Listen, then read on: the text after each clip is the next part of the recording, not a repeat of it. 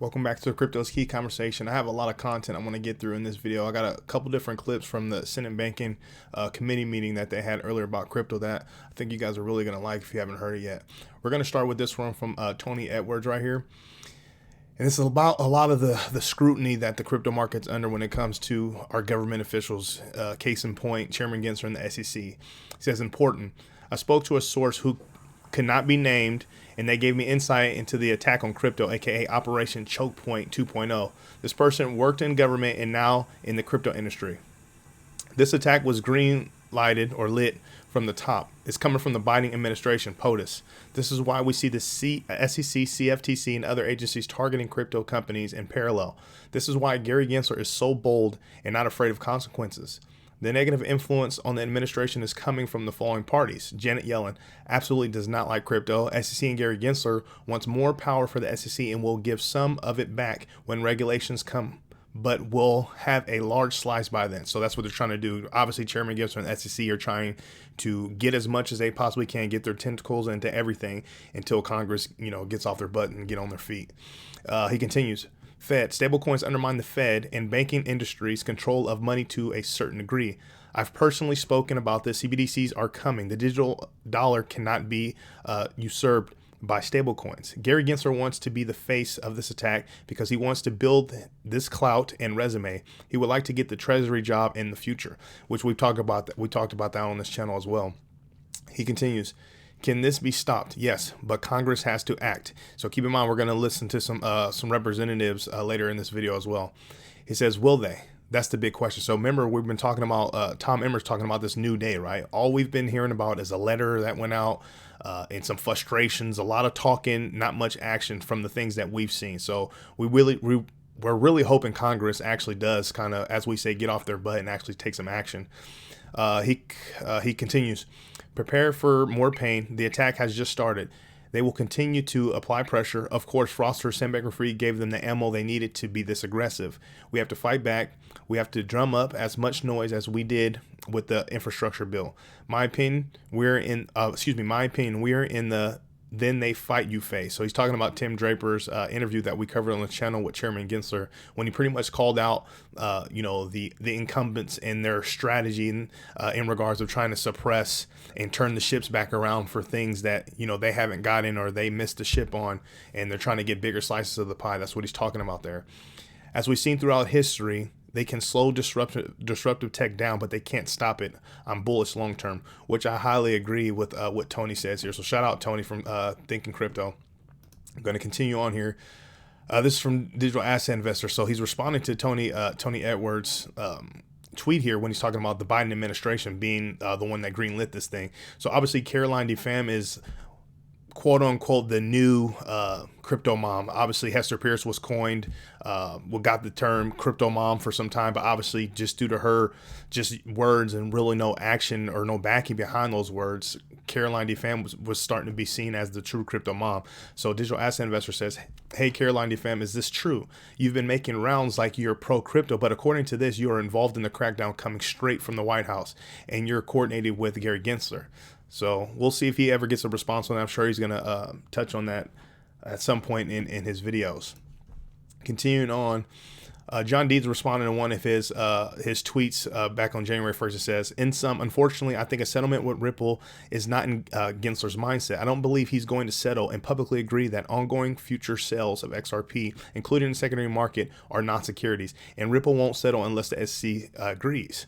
He says, today, it certainly wasn't a popular tweet to start the new year, but I think it's clear that there won't be a settlement between the SEC and Ripple until after the judge rules, if ever.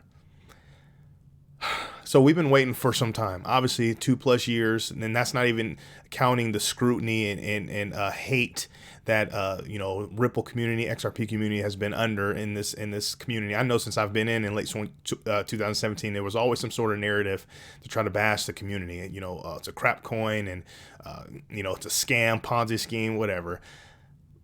It's just going to be a little bit longer of a wait to kind of see what happens. Obviously, we know there's, we're going days into a resolution, into litigation. And, once that happens, obviously we see, based on the evidence that's being presented to us and then the attorneys and lawyers that we have in the community, a lot of power and strength is in Ripple's corner. So we'll see. Just a waiting game.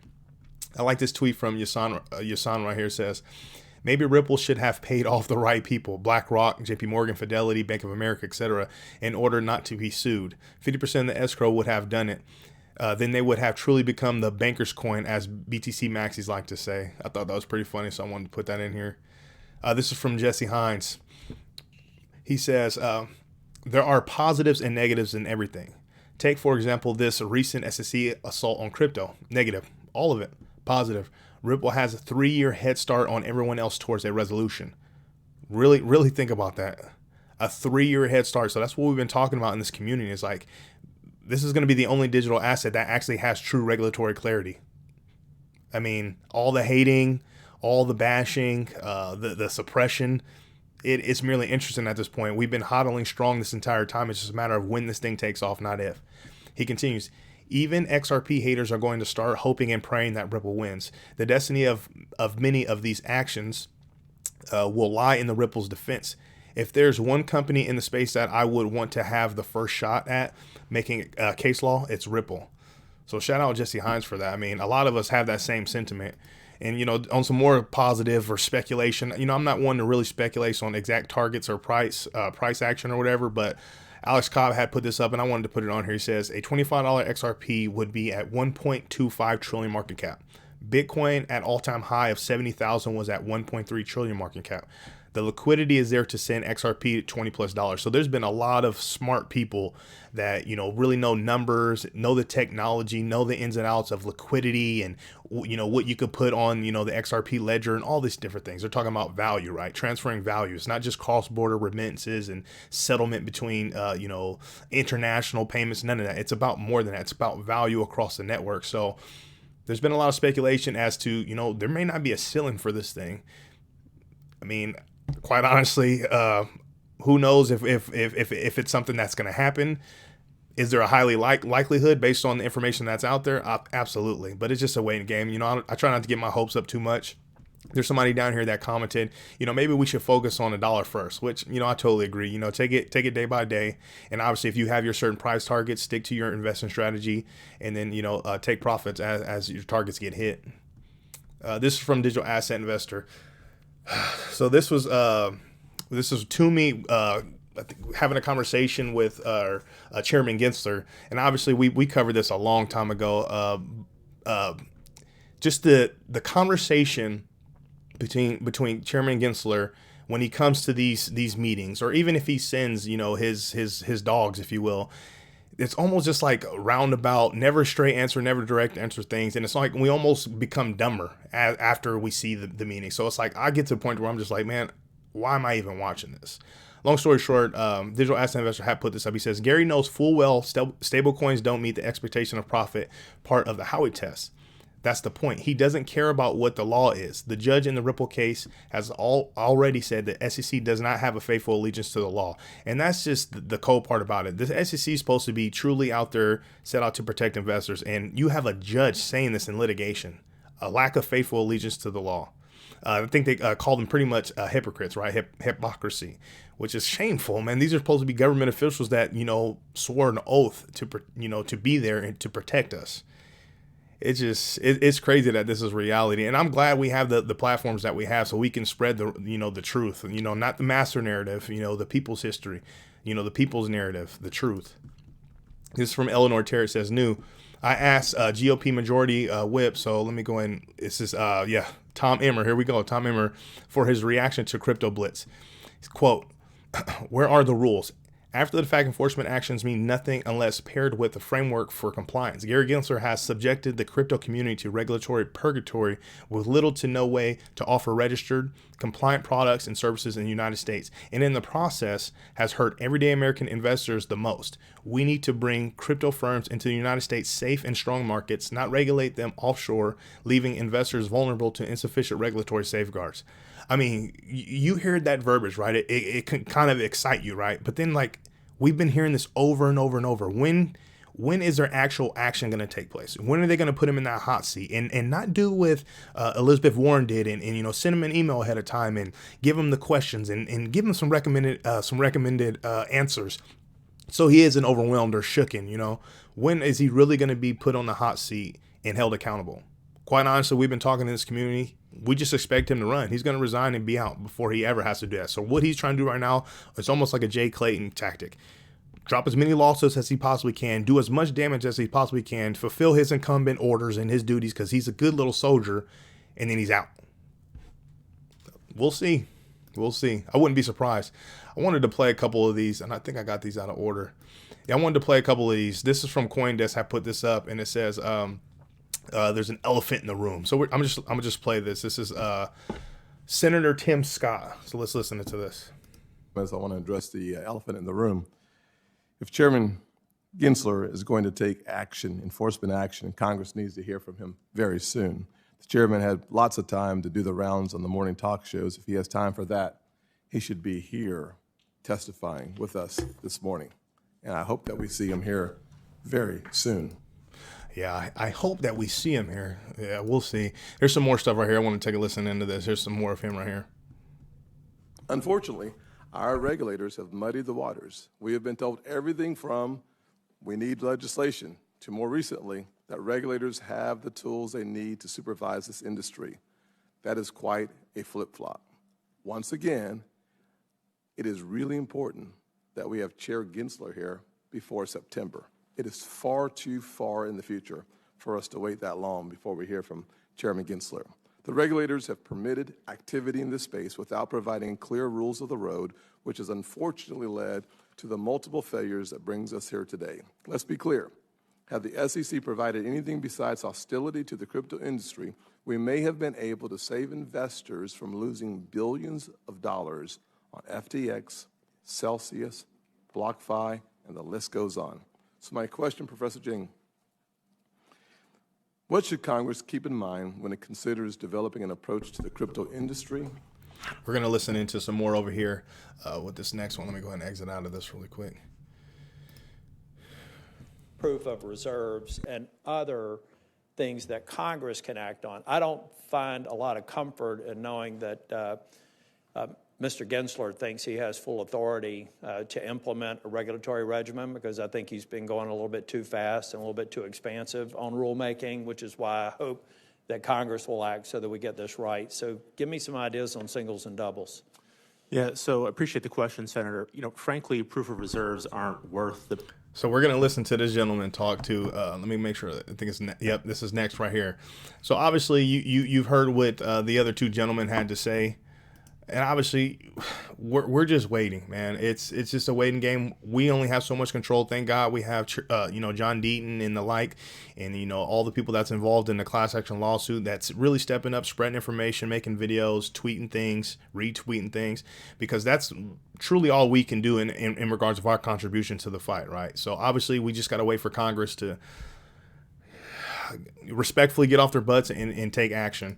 I wanted to play this though. This is from Meta Lawman. It says, watch the short video clip below and keep in mind that this person teaches a course called Cryptocurrency Law and Policy at Duke Law School.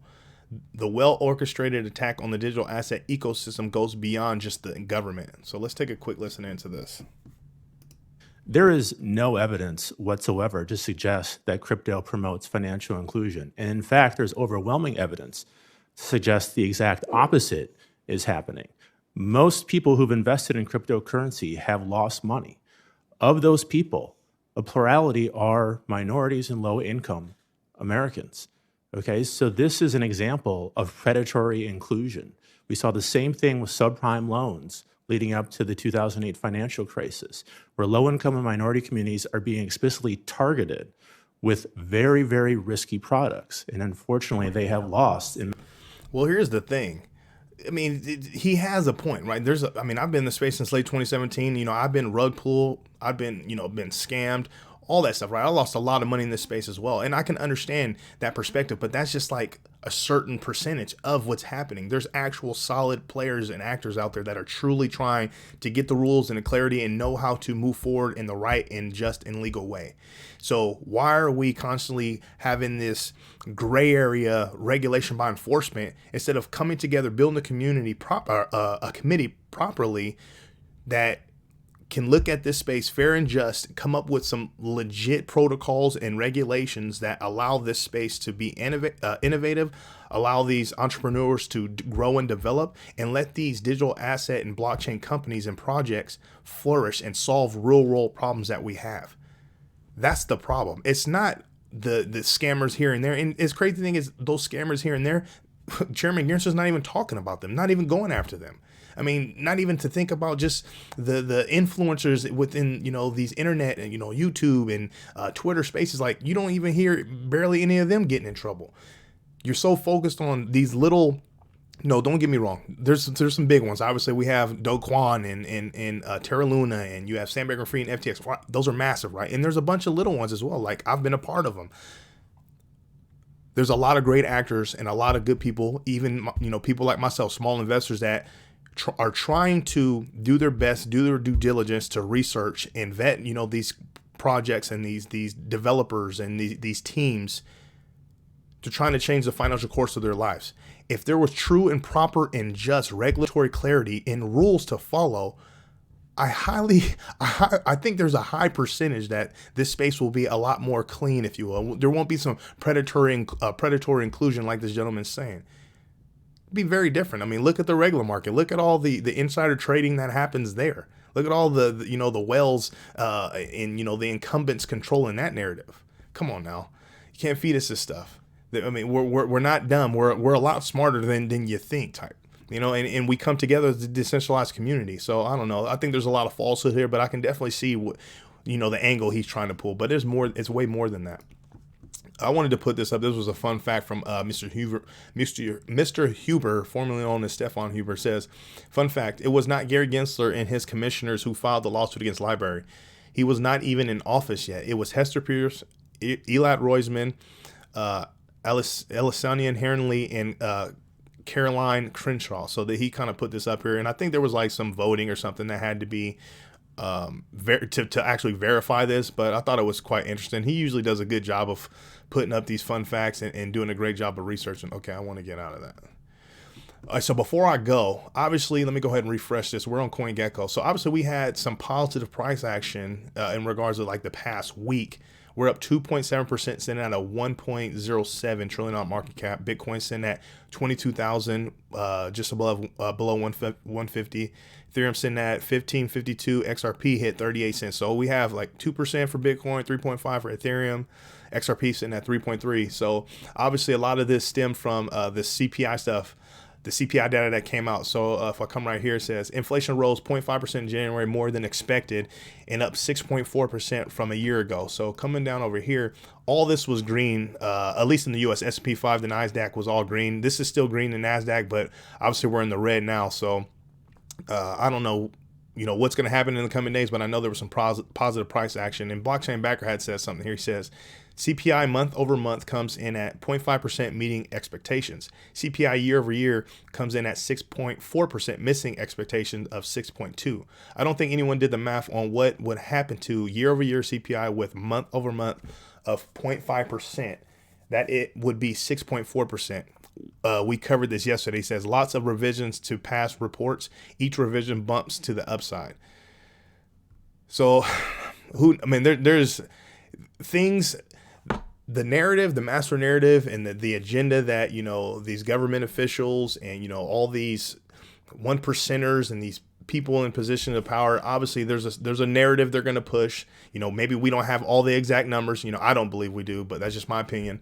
And they're going to do what they got to do to control the narrative to the best of their ability. Okay. So obviously we have, the attacks from, Chairman Gensler from the SEC, CFTC, apparently there's been talks of it coming from, Biden's camp. Who knows? It's not a political channel, but the point is us as everyday investors, we have literally little to no control on what happens in the market. And I say little because we have the ability to not invest, right?